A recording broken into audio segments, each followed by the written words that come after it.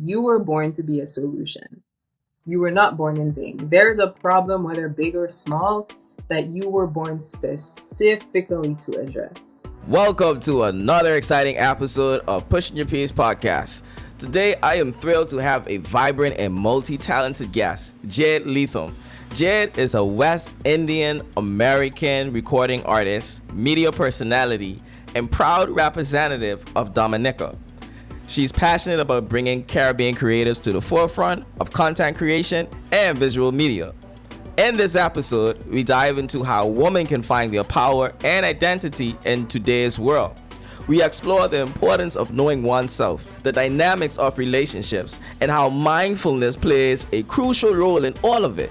Jade brings a unique perspective and energy, making this a truly engaging conversation. So sit back, relax, and let's get ready to push some peace.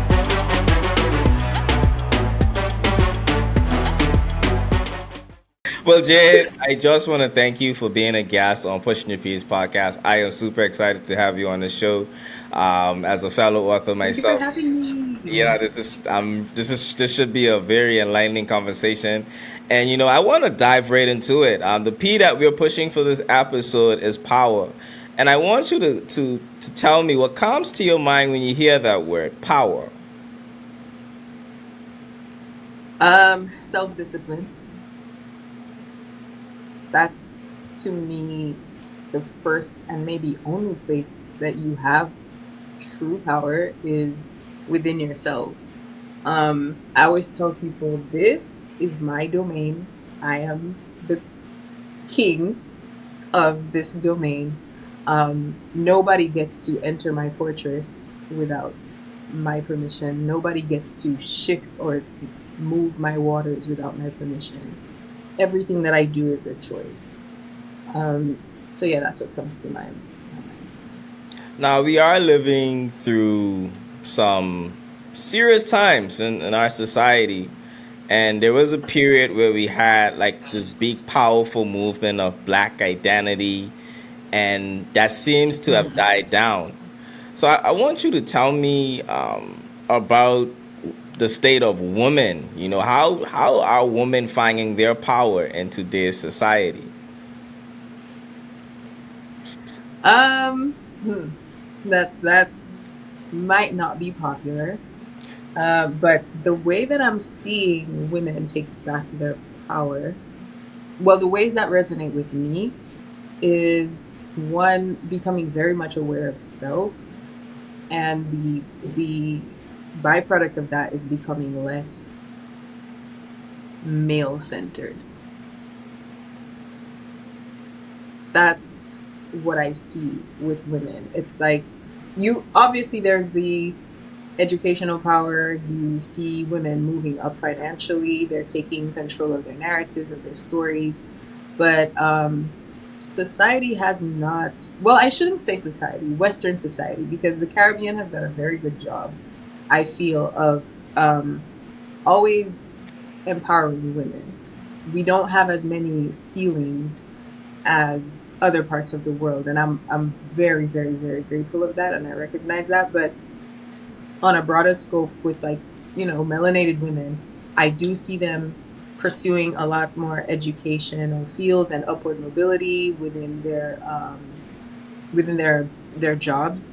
I see them trying their best to go forward in their financial pursuits and building generational wealth. The only part, though, that I see women still not yet take their power is in their male centeredness.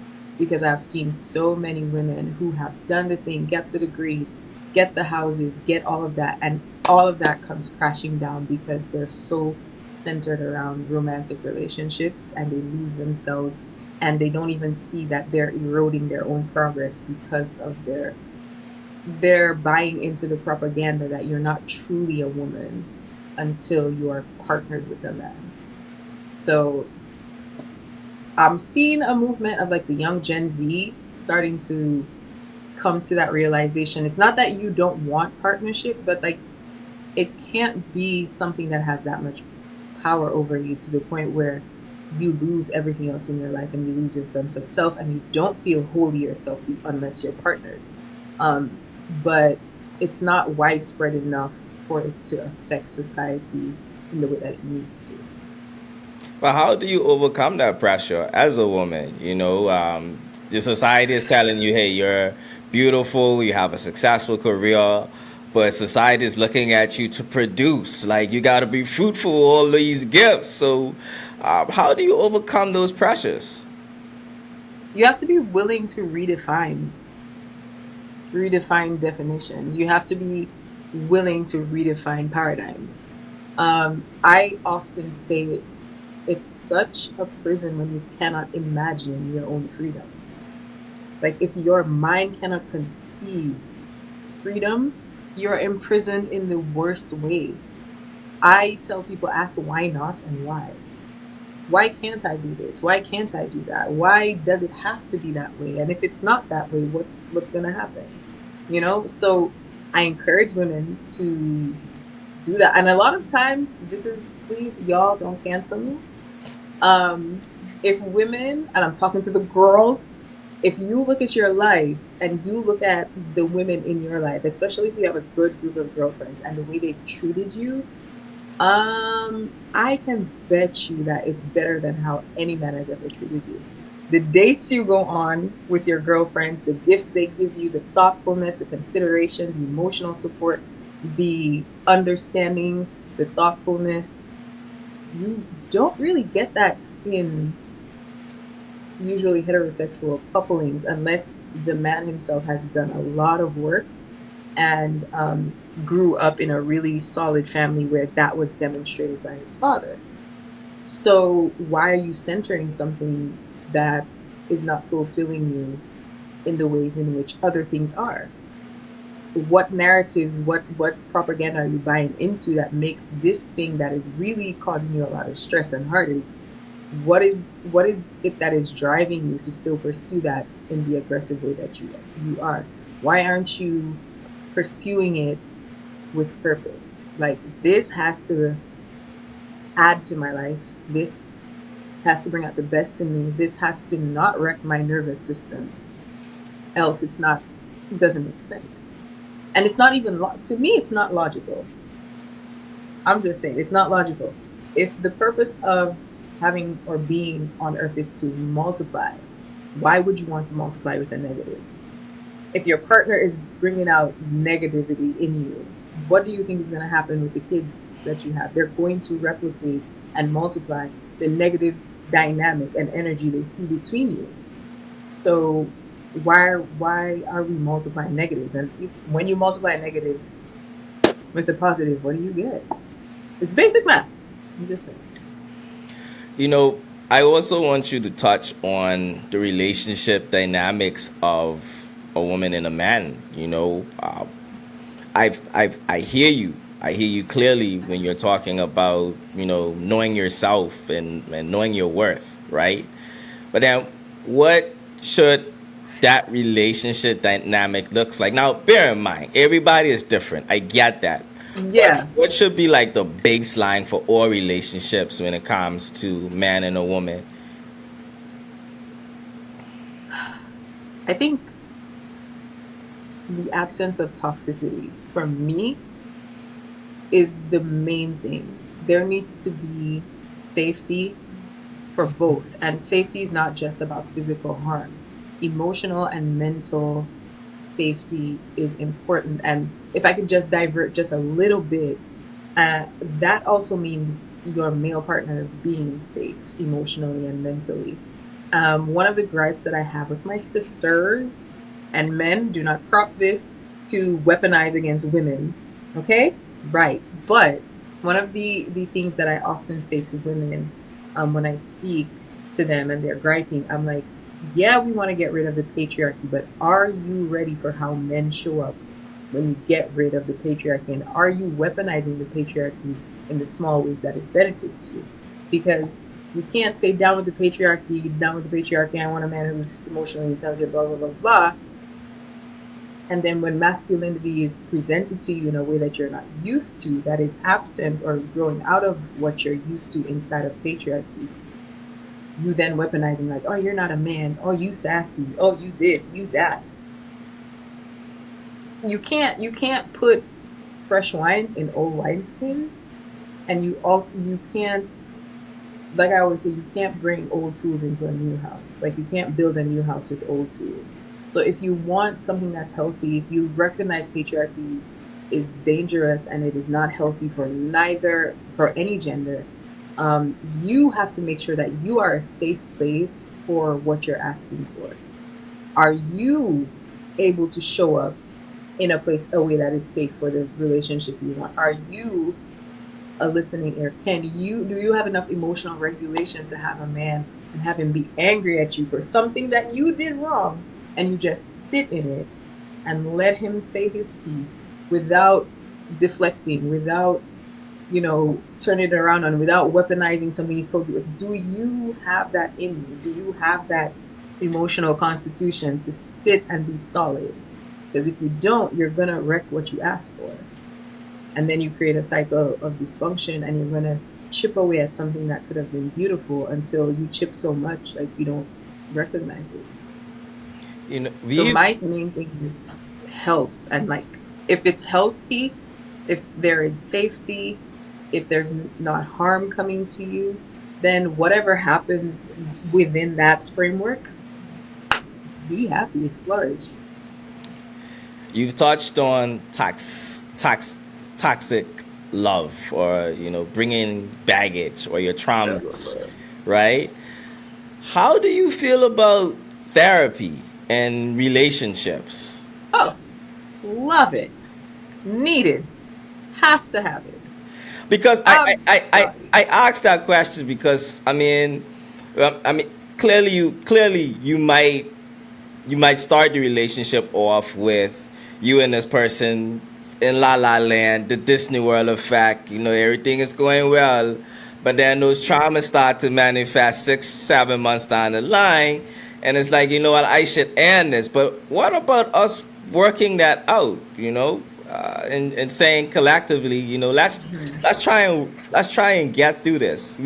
Let's try and get back to La La Land, I would say. See, my dad always used to tell me experience is a great teacher, but the tuition is hella expensive.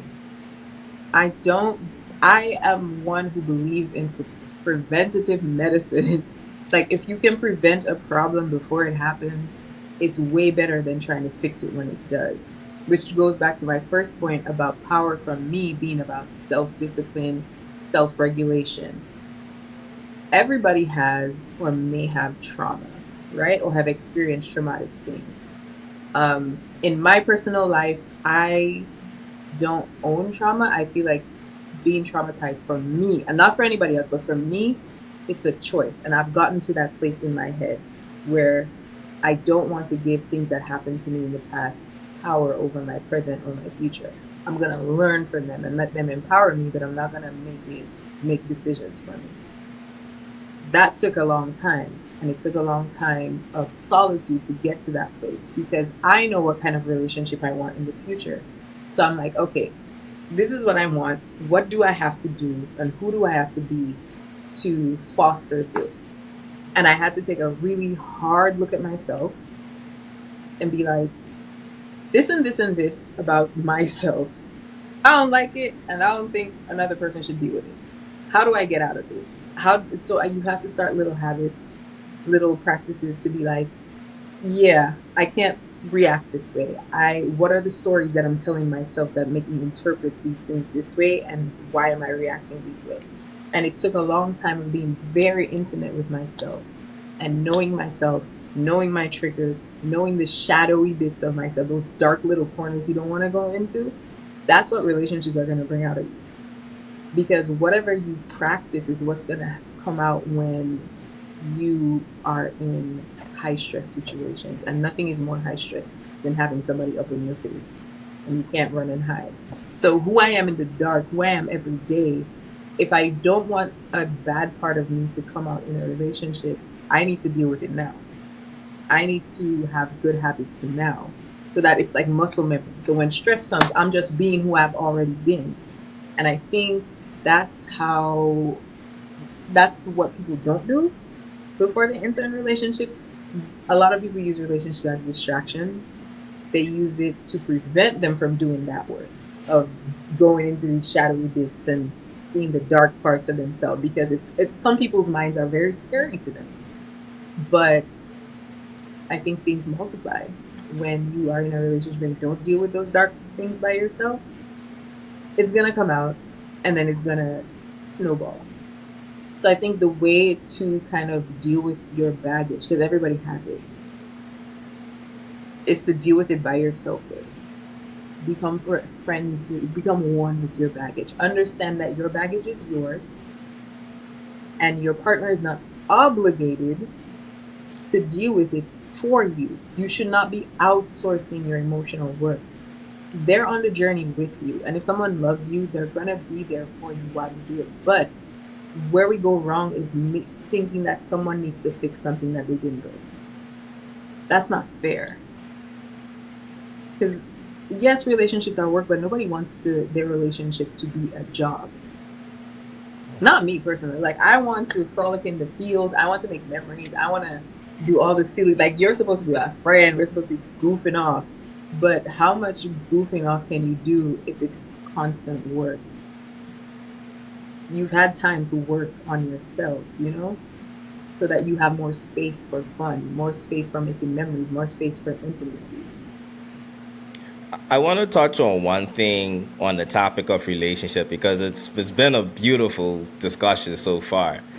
The power struggle. Okay. The power struggle in a relationship. Let's talk about that.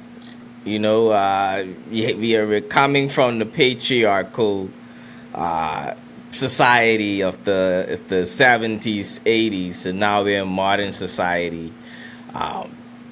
What's your views on that today when you talk about the power dynamics of a relationship? My theory, my views on power in relationships, my views on power in life. If you need to have power over somebody else, it's because you don't have enough power over yourself. People who are in control of themselves do not feel the need to be in control of other people. Why do you need to feel in power? Usually it comes from a place of fear. It comes from every need to control comes from a place of fear. Why do you need to control that woman? Because you don't want her to either embarrass you, you don't want your friends to look at you a certain way, you don't want to feel bad. It's all about you and your fear. Why do you want to control that man? Because you don't want him to leave you, because you're afraid that he'll cheat. Like, it's all about fear. So when you have two people who have a lot of self-agency, the power struggle doesn't really even come up, because you respect their autonomy, they respect yours, and then you can delegate and then co-captain together. So it's not a struggle, it's a power transference, really. Beautiful. Well, Jade, I just want to thank you so much for enlightening our audience with your views on relationships. I know a lot of people are going to be reaching out to you because you touched on so much. Really? But I'm just just a girl. just going back to power now. One more question on that topic. What would you tell the younger version of yourself, 16-year-old Jade now, entering this world? Not the world you enter in at 16. This society today, what would be your advice in regards to power in today's world? 16-year-old Jade. Master yourself. That's what I would tell myself. Master yourself. Master your reactions. Master your thoughts. Master your skills, your habits, how you spend your time. Your power is inside of you. You have the power to leave. You have the power to exit. You have the power to stand up for yourself. You have the power to know yourself. You have the power to create. Everything that you need is already inside of you. Look at your hands and figure it out. That's what I would tell myself. Everything that you need is inside of you. Your focus should be inside. And everything from the inside will move the vibrations on the outside. Profound. Now, for the second half of the Pushing Your Peace podcast, we are going to allow Jade to push a P or two piece. Who knows? Oh, Who knows what she's coming with? But Jade, tell us, share with us a word that begins, or any words that begins with the letter P that has helped you along your journey. the one, oh my gosh, I don't know if this makes sense, but the one that comes to me like is ponder. I'm a ponderer. I ponder things a lot. Like I always tell people, have the second thought. Don't just go with the first thought in your head. Sit, dissect it, ponder, ruminate, See, follow the thread, pull at it, see where it goes. And if it's a good thread, it will have layers. But if it falls apart pretty quickly, you're like, oh, why am I building a whole perception or a whole like action plan on a thought that isn't even mature? You So know, ponder, that's my P. we talk about ponder, right? We're talking about thought, Hmm. right? Now, there's this whole thing, new age thing of meditation. How do you feel about meditation and mindfulness? Oh, mindfulness, be very demure, very mindful. Being mindful for me is one of the greenest flags in a human being. I don't I don't really feel safe around people who aren't intentional, especially with themselves. If you're not mindful, then you're mindless. And mindless people cause chaos, and chaos brings harm. So I can only feel safe around mindful people. And the first person, again, you need to be mindful of is yourself, because that's the only mind you will truly ever know. So the person you're spending the most time with in the world is yourself. Why wouldn't you take the time to know that person inside and out and intimately? Like you're bomb. You're amazing. Why wouldn't you want to know yourself? Let's I ponder. surprise myself every day. I'm my favorite person. I be by myself like, Jade, that was funny, girl. You funny. On time. I love it. Absolutely love it. Let's ponder on something right now. What comes to your mind when you hear the word happiness? My family and solitude Why is that important? Solitude for and me family and both of because them. it's Yeah. um I think the reason I stand so firm and I don't feel that I'm not moved by things on the outside is because my family met my needs. Like I always knew I was loved. I know that I'm supported. I There's nothing that I need from the outside, right? I'm very self-contained. And when I'm with my family, it's like the past me, the present me, and the future me exist all at the same time because they have my memories. They have memories that I don't even have of myself, and they see potential in me. So it's like, why would I not be happy? It's my safest place. I see versions of my face in my brothers. Like it's a safe, happy, joyful place for me, and I feel so blessed when I'm with my family. And that's why I get to feel happy when I'm alone. With the solitude thing, Yeah, I count the hours for like every day. I'm like, okay, 5 more hours until I get to be alone. Like it's my favorite time. Like I have fun with myself. I sit, I think, I write, I create. Like I just love spending time with me because my brain just has so many things going on. I'm like, okay, what are we gonna get into today? Jay, thank you so much for coming on this show.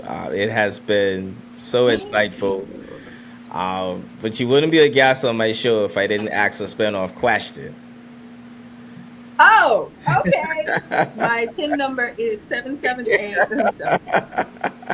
So the question for this episode is: if you Mm-hmm. were to be in any movie, what movie would you be in?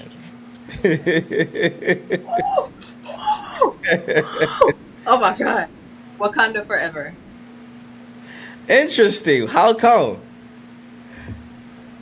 Liki Talokan, because, and I wouldn't be in Wakanda either. I'd be under the ocean.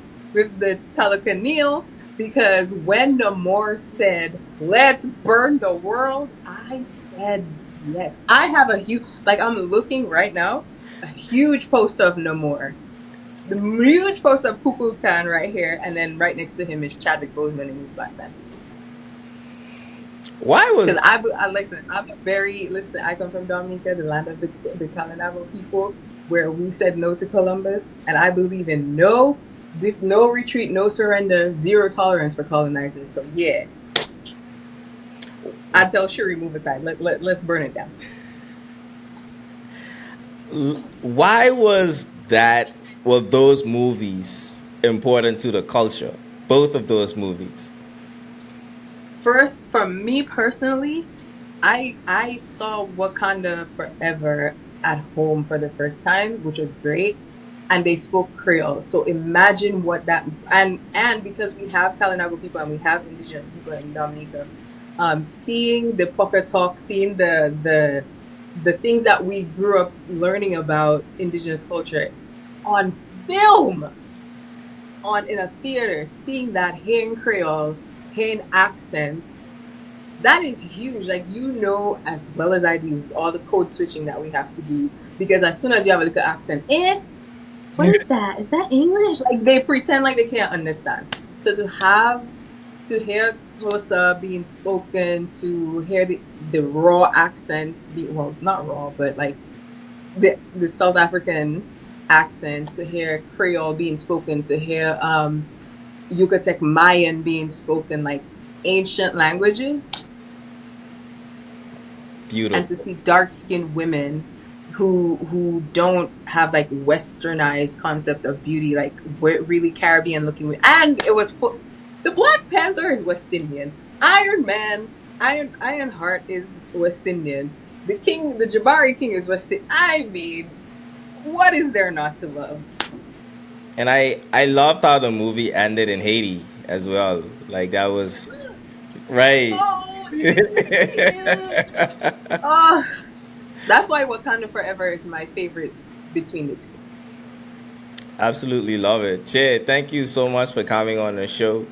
It Thank has you for been having one of me. my favorite episodes, I must say. I love your energy.